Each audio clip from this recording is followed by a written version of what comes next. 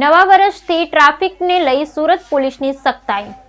Signal break થૂંકનાર સામે FIR અને helmet પહેરવા માટે અપાશે જોર. આવનારા નવા વર્ષ 2025થી સુરત પોલીસ કડકાઈ અપનાવવા જઈ રહી છે. ટ્રાફિક સહિતના નિયમોનું કડક પાલન કરવા માટે સુરત પોલીસ કમર કસી છે. આ અંગે ગૃહ રાજ્યમંત્રી હર્ષ સંઘવી, સુરત પોલીસ કમિશનર અનુપમસિંહ ગેહલોત અને મ્યુનિસિપલ કમિશનર શાલિની અગ્રવાલ સહિત ઉચ્ચ અધિકારી સાથે મીટિંગ યોજવામાં આવી હતી. 2025માં રોડમેપ તૈયાર કરવામાં આવ્યો હતો. સુરત પોલીસ કમિશનર ગેહલોતે જણાવ્યું કે ટ્રાફિક નિયમોનું જો પાલન નહીં કરો તો પોલીસ દ્વારા કડક કાર્યવાહી કરવામાં આવશે. ખાસ કરી જાહેર રસ્તા પર સ્પીડિંગ કરનાર લોકો સામે પોલીસ દ્વારા એફઆઈઆર દાખલ કરવામાં આવશે. આ માટે સુરત પોલીસ સુરત મહાનગરપાલિકા સાથે સંકલન રાખી કાર્યવાહી કરશે. તેમણે જણાવ્યું કે સીસીટીવી કેમેરાની મદદથી ગંદકી કરનાર લોકોને પોલીસ શોધી કાઢશે અને એફઆઈઆર દાખલ કરશે. આ ઉપરાંત પોલીસ 45 દિવસ બાદ હેલ્મેટની અમલવારી ચુસ્ત રીતે થાય તેના માટે એક્શન મોડમાં આવી ગઈ છે.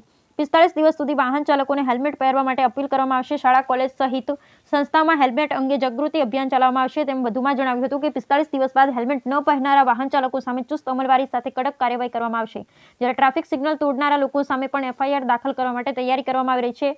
રેડ સિગ્નલ થયા બાદ પણ સિગ્નલ તોડી વાહન હંકારતા ચાલકો સામે ગુનો દાખલ કરવામાં આવ્યો. Bureau report Sunil Ganjewala, Surat.